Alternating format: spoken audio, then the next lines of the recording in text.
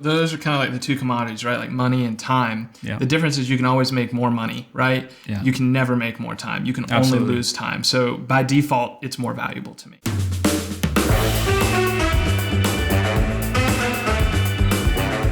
Hey guys, thanks for joining us here at the Creative Table. With us today, we have our great friend and fellow creative, Mr. Will Fortanbary, at the table with us. Will is a very talented animator, motion designer, visual effects artist, and does a lot of work with live events as well. He's worked with clients all the way from Chick-fil-A and the NFL to Dude Perfect, and even turned down Nike, which sounds insane, but we'll learn about that as we get into it here. So welcome to the table, Will. Thanks for being here, man. Thanks for having me. Looking forward to it. Yeah, so just for those that don't know you, give us a little rundown of game show introduction of who you are and what you do. Yeah, absolutely. So as we were talking before we started rolling, I'm a freelancer that masquerades as an LLC. So I'm the sole proprietor of Fort Studios. And I do a lot of animation, motion design, everything from explainer videos to just standard animation. And then I also do a lot of content creation for live events. I do some medical animation, just a little bit of everything kind of in that animation, motion design world. And so how did you get into all of that? I mean, it sounds very focused, which is cool. Yeah. Where did you start out at? And how long ago was that? So, I mean, I started out in high school, so about 12 years ago. Okay. Like most kids, I just had a really crappy video camera and I was, filming and editing with it and I loved it. But at one point you want to make your friend's head blow up, right? And so I start looking up tutorials in After Effects and I come across this guy named Andrew Kramer in Video Copilot and who taught, I think, a whole generation of motion designers and After Effects artists. Right. So I started there. I started getting really into that. I went to college at the University of South Carolina with a degree in media arts where I didn't learn too much. I graduated in 3.5 years because it was easy, got a job here working in Atlanta for a studio, and realized that I was way out of my league, that my coworkers were way, way more talented than me, and I had a ton to learn from. I mean, I'm still pretty early on in my career, so a lot of people are more talented than me, but learning from those guys specifically really early on in my career, and my old boss, Jim, just taught me so much about, how to produce good quality work, how to produce it quickly. I have a lot of people. I'm standing on the shoulders of giants, really. Mm-hmm. That's awesome. So you wanted to make your friend's head blow up, you said. Yeah. You had this crappy, what you described as, I guess, this degree that didn't really help you or you didn't learn a lot. You got here to Atlanta. You found out where you really were at in terms of your skill level and whatnot. And you kind of, I don't know, ate some humble pie, I guess, maybe. That's a great way to put it. How did you pick your path and what path did you go down? And how did you start to change your experience and take hold of grab the bull by the horns and wrestle it to the ground and do something? Yeah, absolutely. So a lot of it for me was coming to the realization that you're not very good, because in college I was pretty good, but I was comparing myself to my classmates who knew nothing about After Effects or animation. And I at least had been doing it for a few years in high school. So when I am out into the real world, right, I realized that I am so far out of my league. So I decided, okay, I asked my coworkers because I don't know what to do. I don't know what I don't know. So I say, how do you get good at this stuff? They say it just takes years and years and years of practice. That answer wasn't good enough for me, right? I wanted to get good really quick and I wanted to shortcut it. Like most people, if you could take a shortcut, you take it. Yeah. And I was trying to figure out a way to shortcut this to get good really fast. And there wasn't a way other than just doing the work. So I decided I would just do all the work really quickly. Okay. So I started doing... and how old were you at this point? I was probably 22, 23, somewhere around there. Okay. Yeah. And so this is about 5-6 years ago. So I just decided I'm just going to start doing tons and tons of projects on my own volition. So if I didn't have work at my day job or if I didn't have any freelance, I was just doing one project a day, every single day, in Cinema 4D and After Effects and Illustrator and Photoshop and all kind of the content creation tools we use now, just to hone my skills and get better and better and better. And boy, did I suck. Oh man, I sucked so hard. But once you got to do a bunch of sucky art to get to the better art later. And so now I'd say my art went from like total like unusable crap to now it's probably like, oh, that's usable crap. Yeah. Okay. Yeah.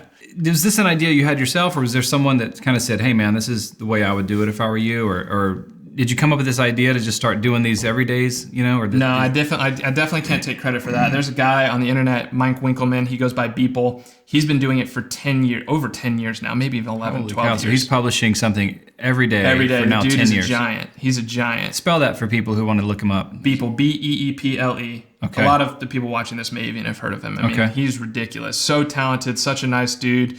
I've had he's in Cinema 4D or what? He's mostly in Cinema 4D, yeah, but he branches out and does some other stuff every now and again. He kind of picks a theme for the year and goes for it. But he was a huge inspiration for me.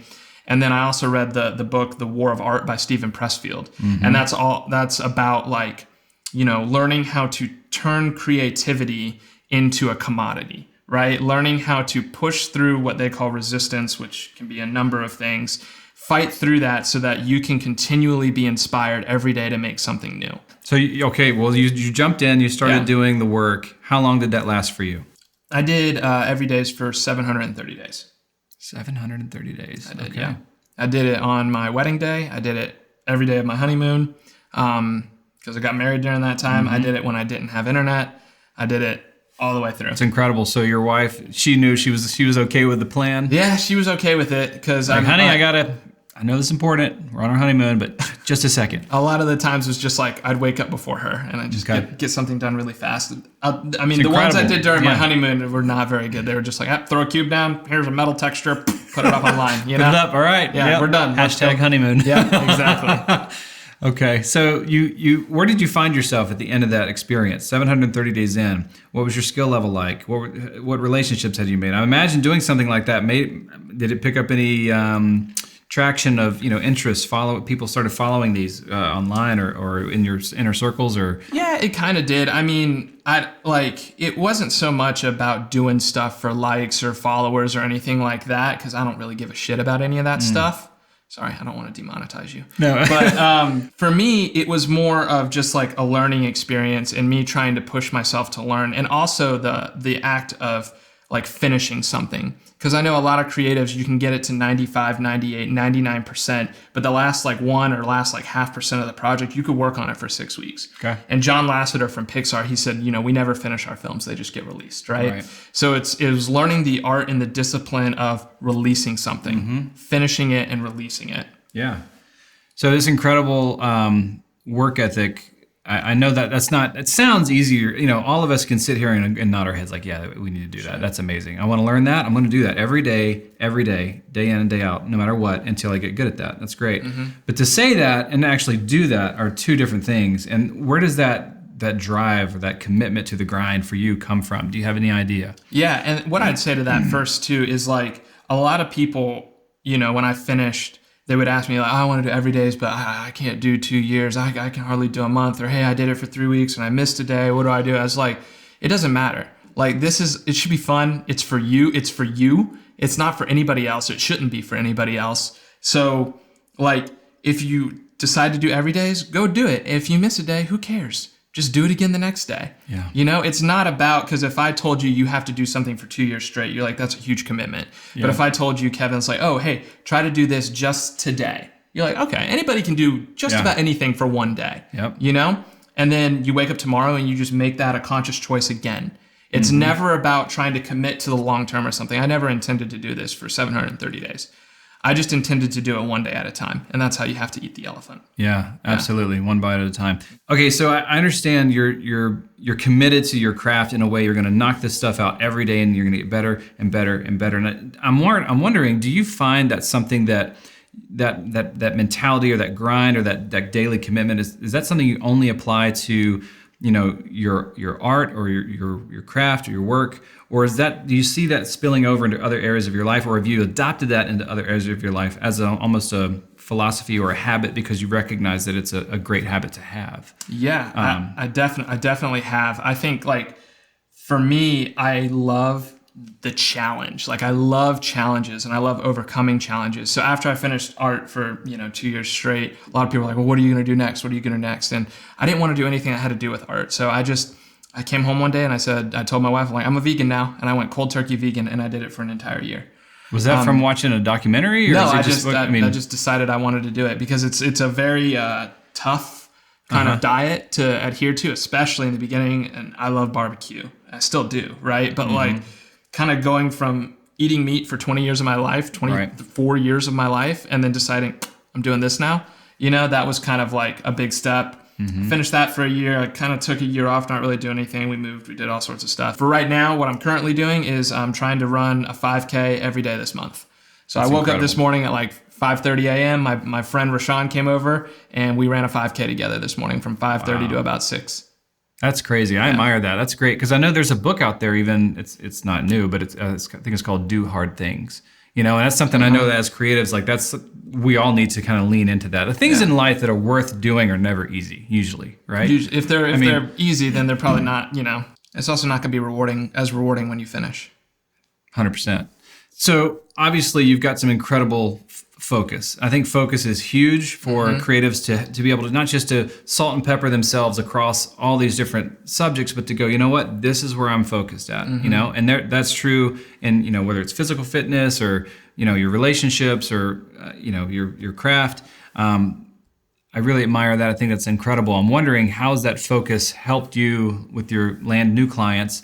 And did the new clients, these larger relationships, come from the relationship or connections you've had, or is it born out of the result of the portfolio you've built up over the years? Yeah, I would say it's probably a little bit of both, right? It's always going to be a little bit of both. I'm thankful for all the relationships I have with my clients and all of that, but I also think me specializing into like a really kind of niche sort of market has helped that too. So I think a lot of people, when they start as generalists, a lot of people that get into post-production start as like a camera guy or an editor, because those are like the most obvious kind of like two beginning roles. I'm not saying those are easy, because I can't do either of them. And to get good at those things takes years and years and decades to master being good at either of those things on their own. But I think the barrier to entry to those is like the simplest, right? And so I started as a video editor or running around with a DV camera. And then you kind of like start to see this whole other world open up to you. And for me, I really gravitated towards like motion design and post-production, not editing, but like post-animation and content creation for events. And I did it because I'm kind of a control freak. Like I love being able to control all aspects of a scenario. So for me, if I'm building a scene and I want the sun over here, I could just move it. Yeah, it is like playing God a little bit, right? A little bit, yeah. I guess to most people, I'm probably a specialist, right? Because I'm a specialist in like animation programs, and post, right? But for me, I guess once you kind of like dive through the rabbit hole, I'm like, well, I'm kind of a generalist, but in this specialist market, because I can do a little bit of After Effects, a little bit of Cinema 4D, a little bit of VFX, a little bit of Houdini, a little bit of this and that. And you can kind of combine them together. And that's one of my favorite things I can offer my clients, to kind of circle it back around, is I don't necessarily always pitch myself as a motion designer or as an animator or as an editor, because I definitely don't do that. I'm just a problem solver, right? They come with a problem and I'm like, okay, what tools do I have or contacts that I have that maybe are experts in something that I'm not, that I can help mobilize or utilize internally to get this done for my friend, right? And that's kind of basically my whole business model. We can get into the nitty gritty details of the model later, but that's it, like as a holistic view. It's just problem solving alongside my clients for whatever the goal is. So I love that. The idea that you're going to help someone at a foundational level, like what do I have of value in my skill set to be able to help my friend or this person, and to be able to just do that with integrity to the best of your ability, right? I mean, at a foundational level, that's all you're doing. And then you're just doing it over and over and over again. And you're improving yourself and your processes as you go, and you're learning about, the business side. Did you know a lot about the business of art before you jumped in, or have you kind of taught yourself that as you've gone? Yeah, I don't know many people that do right when they start, and I'm still learning. That's why I love hanging out with you guys, because you guys teach me a lot about this stuff. And for me, it's like I failed so many times, and I've had to make a lot of mistakes to get to where I am now. But like at the end of the day, my biggest thing, and maybe it's like a combo of like my drive and my self-discipline, but I love winning. Like winning is huge for me. And my favorite thing is when a client comes to me and I can partner with them and I can help them win. Because when I'm helping my clients make more money, it's a win for me because I'm making more money. And it's a win for both of us because we're delivering a product that kicks ass, So for me, that's kind of like what I love to do. And I also like the whole business side of it is you make mistakes, you learn, and then you kind of figure it out. But just by trial and error, you know, what's working well and what's not working well, get rid of that and do more of this. Okay. So speaking of money, a lot of creatives struggle with how to price their services, right? You've got your hourly rate, your day rate, your project rate, your retainers, etc. You've got some interesting perspective on that I think a lot of people would like to know. So sure, talk to me about that. Yeah, so like you mentioned, there's all these different ways you can make money as a motion designer, as a post-production guy, or an editor. Yeah. You got your day rates, which is just charge per day, like X amount of dollars per day, right? And that's your value. You get your hourly rates, which is basically your day rate broken down into hours. You have a project rate, which is just here's a lump sum for the project. And then you have like retainer fees and value-based work where, you know, if he was alive, Pablo Picasso to paint you a square, his square is going to be a lot more expensive than my square because he's Pablo freaking Picasso. And that's like a value-based pricing system, right? Yeah. So for me, I don't do hourly rate and I don't do day rate. Where did that decision come from? I want to know, Yeah, well, it came from just looking at numbers. Because if you look at it, there's only a certain number of days in a year. And if I cap it, like, you know, most people probably won't pay more than $1,000 for a motion designer at my level, right? At least right now. So if I ran the days out, and that's per day, not per hour, but if I ran the days out, you know, working about 250 days a year constantly, which is never the case. You're never constantly booked. You've got a cap on what you can make. You can make $250,000 a year, right? And this which is nothing to sneeze at, but it's not, you know, it's nothing to sneeze at. That's six figures, man. Like that's a lot of money. But there's only a certain amount of time in a year and hours in a day. Yep. With project and also with the hourly rates and day rates, what happens with a lot of companies is say, hey, can we book you for next week, Monday through Friday? Okay, yeah, I'm $1,000 a day. Monday through Friday, that's 5 days, $5,000, boom. Well, let's say I do the work, I finish the work early, I get it done on Thursday, right? They're happy with it, but they still booked my Friday, and I'm just waiting on revisions or an email back from them to say we're all good. I ethically can't work on anything on Friday because they're already paying me for that day, right? So if another client came and said, Will, can you do this for us on Friday? Even though I'm not doing anything else, like ethically, I don't feel good about double booking people because it's not right. Or if they did have revisions, then you could have yourself in a little pickle there, exactly. right? So, Exactly. And so that's why I do project rates. Because with project rates, I can work on simultaneously multiple things at a time. And I know a lot in this industry, it's like, hey, we work on something, we send it off, we're waiting for feedback, but that could be a day, 2 days, 3 days for feedback. And we're just waiting, right? Yep. So in that waiting time, I can be working on something else. Send that back, or send that out for feedback. And then I get feedback on the other thing, and then you're pivoting constantly. So I typically always have about 12 to 18 projects at a time that I'm simultaneously working on, kind of all the time. And each, you know, different project rates from very, very low for like friends and stuff and all of that to like just high-end stuff that I'm part of a bigger team on that I'm kind of orchestrating. So that's kind of like my spiel on project rates. And there's however much you want to make in a year is determined by the value of the work and how many projects you get in. So you mentioned revisions. You've got a philosophy about that. What do you charge for revisions, or how do you handle revisions? Exactly. So when project rates come in, the biggest thing people are afraid of as project rates is getting taken advantage of, right? They say, we'll do this whole project for $4,000, and they end up doing $10,000 worth of work for $4,000, and they're like, well, that was a waste, right? Yeah. Project rates are terrible. Exactly. So what I tell my clients is when they come in, we negotiate a project rate, right? Yeah. And then kind of my workflow is I will give you unlimited amount of revisions. And that's part of my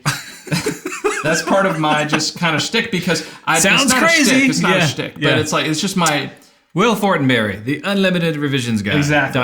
Exactly. Yeah. And a lot of it is I remember working for other agencies and stuff, and a revision would come in, hey, change this, one graphic from red to blue. And for me, it's a 5-minute change, but the company would charge the client like an $800 change order. And I'm like, that's not right. You know, that's not right. So for me, what it is just like, I want to get the project to a place where my clients are like ecstatic about it and happy about it, and they think it fulfills the job, right? And if it takes 8 rounds of revisions to get there, great. If it takes 1 round, great. If it takes 32, great. I don't care. I will keep working on it until they're happy with it. Now, scope of work is different. If we start getting scope creep, if they start adding things, right, then we come back and have a negotiation about price. And that's what I tell my clients. I say, hey, we'll do it for the X amount of dollars. If the scope ends up changing, I will let you know. Because a lot of times the scope creep is unintentional. They don't know they're adding scope, but on the back end, it's important to point that out, that you are the guide for the client. In many cases, the client is uninformed or just simply ignorant of how this process works. Exactly. And so they don't mean to take advantage, but there maybe needs just you to guide them, right? To educate them as to how this process works and help them to feel like, they're under, you and them are in lockstep along the way as this thing comes to fruition. It's funny because years ago, of course, like every other creative, I've kind of faced the same thing, and I would call it reversion. Like, and that's something that is, we can mix words around here, but you have revisions and you have reversions. A revision is something where, okay, let's take this text and change this word from, this to that. Okay, great. Let's can we make this slow down this animation a little bit? I know it's there a little quick. Okay, we'll slow it down. But yeah, hey, can we add an airplane that comes in and lands on the runway here and then explodes, and it's like, okay, this is a different version. So now we are reversioning or even re-envisioning what was before. So do you try to include that language or that understanding in any kind of legal or letter of engagement or a contract? Well, and I'll tell you this, I do get burned sometimes, right? I'd say about once every 10th or 12th project, it's kind of like, like maybe I misestimated what I thought, and I'm like, wow, I'm doing a lot of work for a very low fee right now. Right. But that's 1 out of every 12. If the other 11 of those projects I'm making more than what I would have, it all washes out. Yep. Absolutely. So when that happens, and and I feel like, okay, maybe this is a little different. I don't really have contracts or letters of engagement. Maybe I should, that I sign with my clients. But a lot of my clients I have really solid relationships with because I've been working with them for years, right? And so it's kind of an understanding, and we always have the conversation up front. It's like, hey, I'll let you know if I'm getting taken advantage of, and if I feel like I am, and then I'll approach the client and say, hey, I think you guys moved the deadline up on me. It was due in 2 Fridays, now it's due next Friday. That's going to incur a little bit of a rush fee. Are you guys okay with that? And if they say no, then I say, okay, well, we can approach this 1 of 2 ways. We can do the original deadline, or we can cut the amount of work down to get it done by here. And if they still want the same amount of work, at the new deadline without paying a fee, that's when we start maybe getting a little bit tense. Yeah, that's where you want to fall back on your agreement. That it's it's good to have that at that point. Yeah, I mean, I try to always put it in email, so it's in writing somewhere, but a lot of my clients, like I said, we never get to that case. A lot of my clients are educated and they super understand, like, okay, we added a deliverable to this guy. Like, we're going to have to pay for it. Right. So it's funny too, because when you have that philosophy, going back to the foundation of, I want to just take what I have to offer and do it to the best of my ability for my friend or my client with integrity, you tend to find other clients. Like, you work with those kinds of clients and you find other clients that also have those shared values. And as long as you have shared values, it's going to be, in most cases, right, just fine. Totally. But there's always, as you work with larger and larger organizations, there's more and more people that come into the pipeline, into the communication channels and so forth, and that experience can get muddied. Who was did you have like a first big break, or how did you start to climb the ladder in terms of your client roster? I wouldn't say a first big break. A lot of it is kind of just growing over time, right? Yep. So I worked at that studio in Atlanta for a while, and then I got hired by a big church here in Atlanta, and North Atlanta up in Alpharetta. And because I was making content for a church, tons of people were seeing that every Sunday, constantly. Ironically, churches can be a great springboard, right? I mean, I know a lot of people whose careers, a lot of way more talented motion designers. You mentioned relationships, and you make a ton of relationships. I mean, you totally do. Business happens in relationships, and you make a ton of those when you work for a church. That's where I would say a lot of my clients have come from, right? And then it's like, oh, you meet this producer that was attending one of your campuses, and they want you to work for them at their, studio or production house. And it's like, okay, and then that producer goes on to a different studio. Yeah. But that original studio is still hiring you, but your friend is now at that new place, and now they're hiring you. So now you have 2 contacts. So I like to tell people all the time, I'm just riding the coattails of my friends. Yeah. as you've worked for these bigger brands, I know we mentioned Chick-fil-A, we mentioned NFL, we mentioned Dude Perfect, and we need to circle back to Nike, but what sort of, how have you held your ground as who you are as a creative and what you bring to the table? And then what have you learned along the way? Has there been any big lessons or things that stand out that you could share with us? So one of the things I learned, going back to like kind of the pricing strategy I had, is, once I decided, hey, I'm going to lock in on project rates and that's just going to be what I'm going to do. Yeah, you get unlimited revisions. Let's get it right for you guys. But this is going to be my thing. I'm not messing with day rates or hourly rates. I had a big, Nike came through another studio, and the studio was like, hey, can you come on this Nike job for us? And I said, man, be an honor. I'd love to work for Nike. It's always been a dream. And great. What's your day rate? I was like, well, I don't do day rates. Can you tell me more about the project? Let's have a conversation so I can give you an accurate, or at least a range of a project rate. Sure. It's like, sorry, we only do day rates and hourly rates here. And I said, okay, well, you're going to have to find another artist because I'm not that guy. Whoa, right? It's Nike, So there's a lot of guys that would go, anything, yeah, absolutely, sure, whatever you want. I'll, hey, this could be a springboard. This could be. So there's a lot of confidence there that I think is crucial to the success for yourself and the business that you're building, to be able to stand in that moment and do what was true for you and what you were committed to. I mean, did you feel like, or did you feel like, nope, I'm making the right choice? Yeah, no, this is it. I mean, you had no problem? Yeah, I knew I was making the right choice because I knew that even though it would have been a cool project, at the end of the day, I'm a business, right? And I need to make money. And I knew if I would have done it for a rate they would have wanted, I would have lost money via time on that project. And I would have felt icky about it, and it would have made me feel weird. So you were not affected by the FOMO? Oh God, no. FOMO's, who cares? Like for me, some of my best clients are like the super unsexy work. And it's some of my favorite work because they give me full creative control and I get to do all these cool kind of experimental things for them.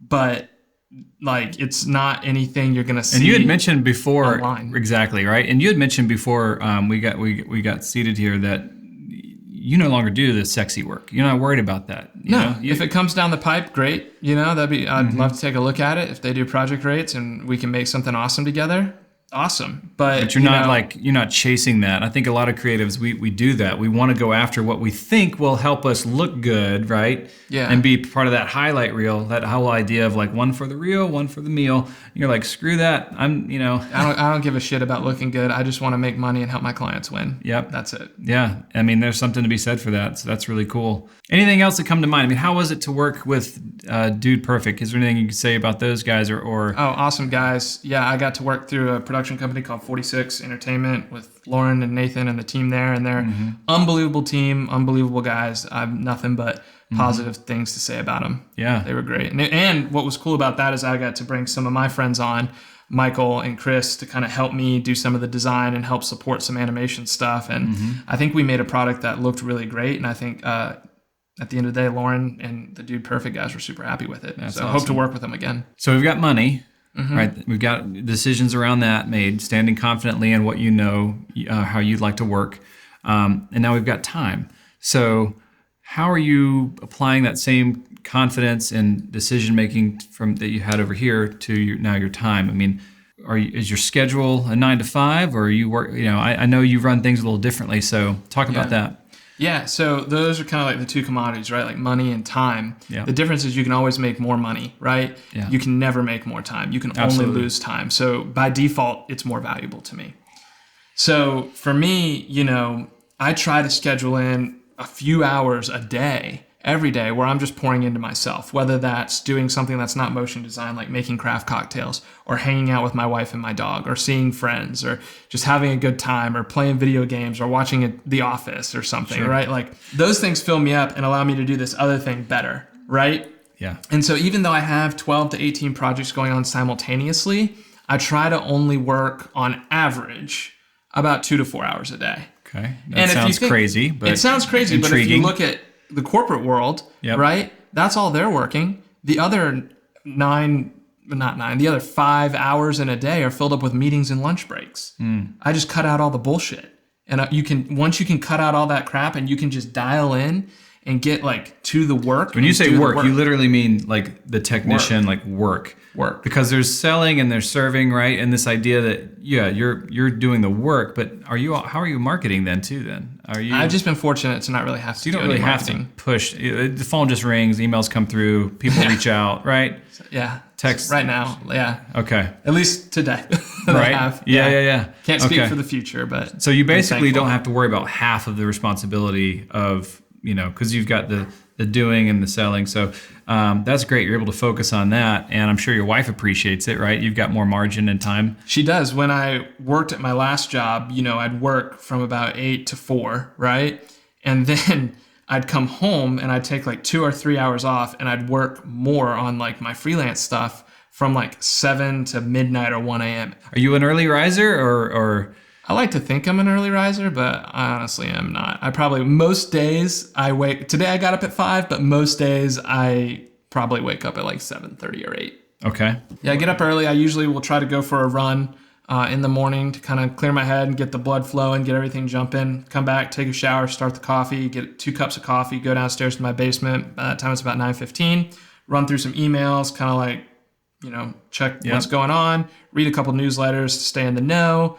And then I usually do like what I call like a work session from about 9:30 to like maybe like noon or 1. Yeah. And then I'll make myself some lunch, eat lunch. And then after that, it can be anything from taking my dog to a walk to hanging out with my wife to maybe getting ahead on other work or make art for myself or whatever. Kind of the afternoons is creative thinking and free play. So this has all been really helpful. I think, at least for me, I know that I've gleaned a lot of things. Even every time we talk, there's always another little Fortanbary nugget that comes in just right through. So, but is there anything you'd like to say for the creatives watching, especially those that are just starting out, that are things that you see as opportunities for improvement or mistakes or misconceptions there are that you see, or just things that you wish you had known when you started out in your field, what you're doing? Yeah, I don't have a ton of advice because I still consider myself like a young creator. Yeah, sure. And so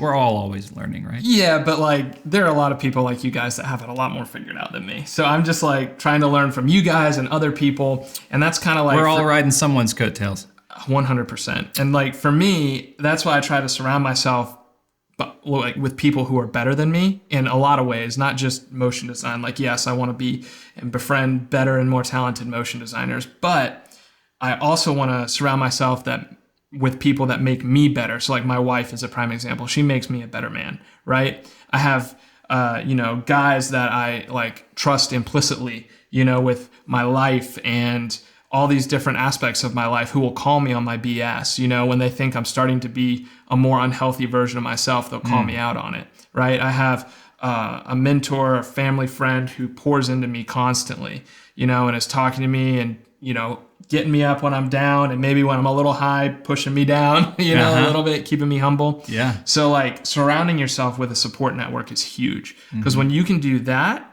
everything else kind of just sort of shakes out. Because I know, the world of freelance is very unpredictable. It can be feast or famine. But when it's famine, I'm not worried about not eating because I know I have a support network of family and friends that are going to make sure my wife and I have food and my mortgage gets paid. Like they're not going to let me go live out in the streets and be homeless. And because of that support system I have set up, I'm allowed to kind of like take a little bit more risks. Yeah, I can be a little riskier with how I do things and how I approach things. And it's an honor to kind of be that support system for those friends too and family. So yeah, that's it. A couple other things I would say for artists that are just starting out. Again, I don't really have much room to say. I mainly, I'm, if anything, only a half step above maybe people coming out of college in terms of talent and skill. There are super talented kids coming out of college. But I would say like right now, like when you're in school, you think, oh man, all these people, they have it all put together. Like they know exactly what they're doing. Yeah. And then when you get out into like the real world, you realize nobody has a clue what they're doing and we're all kind of making it up. It's true. And we still don't know how to price our work and we still mess up and we still, we're all human. Yeah, we're doing things we don't want to be doing and we're not doing things that we should be doing and this whole mess. And like, I remember thinking in college, like, wow, like all these people have it together. And then you get out in the world and you're like, no, they totally don't. So like don't let the pressure of trying to get your life together, especially as an artist, which is already very up and down. Like, don't put that pressure on yourself. Just be you and enjoy what you get to do, because you get to make art for a living. Yeah. And that's pretty freaking cool. Yeah, You know? absolutely. That's really good. Good word, man. Yeah. So I want to touch on this lastly here, just because it's something that I know a lot of people may be wondering. As we've mentioned, you worked for these bigger clients.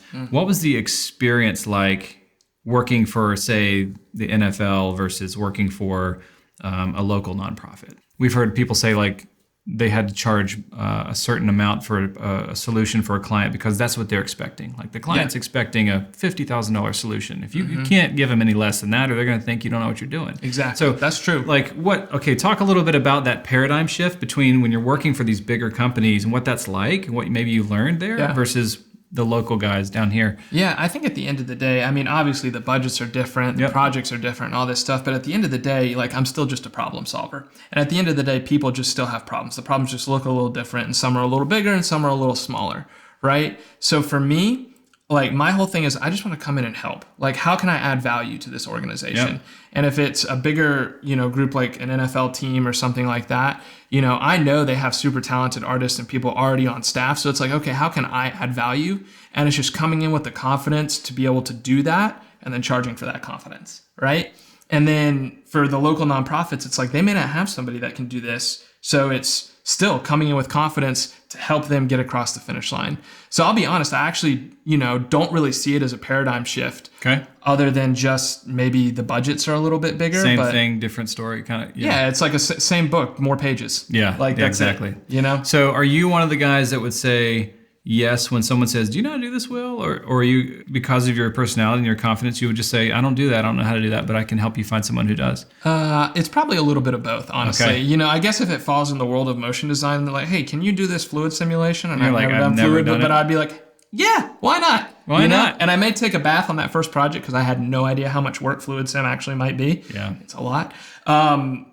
Or on the other hand, if someone comes and say, hey, Will, I need a website designed. For some reason, I get this all the time. People think I can design websites. I don't know typically what anything. family and or friends, Yeah. they all, you could be, I swear, you could be in design, Yeah. you could be in a fluid simulator working out of, or an app developer. I don't do those. You could be, photographer, maybe not photographer, people can understand that, but just, doing film or stories. And my own family's still like, hey, can you help me with my website? Yeah. We need help. Yeah. Like, guys, yeah, and for me, that's always like, I don't hey, do website. Like, I'm the same. Yeah, it's like, hey, I don't do that. Here's some Yeah. guys that I trust that will do a great job. Boom, boom, boom, boom, boom. Or but you need that's not me. Squarespace. Yes. Yeah, Exactly. Today's that's my episode is website. brought to you by Wix, Wix.com. And Squarespace. Yeah, and Squarespace. And Skillshare. Wixspace, And Freshly. yes. And every other YouTube person. And Audible. crooked coaster setters that put the mugs down. No. Thanks for having me on. Yeah, absolutely. This has been great. So how do people get a hold of you when they want to reach out and hear that you know how to do fluid sim, even though you don't know how to do fluid sim? Totally. Well, my cell phone number is 770-366-9014. You can find me at fort-studios.com, FORT-studios.com. You can see some of my work up there, some of the stuff I've done for some of the people we talked about here. Instagram is at Will Fortanbary, Twitter at Will Fortanbary. I'm not really active on social media because I don't really give a shit. And that's about it. Well, on that note, man, thanks for being here. Thanks for having me, This has been Kevin. real, man. Really appreciate you. it. Hope to have you back. And awesome. Yeah. That sums it up. Thanks for coming, man. Appreciate it. All right. Thanks for having me. We'll see you guys next time.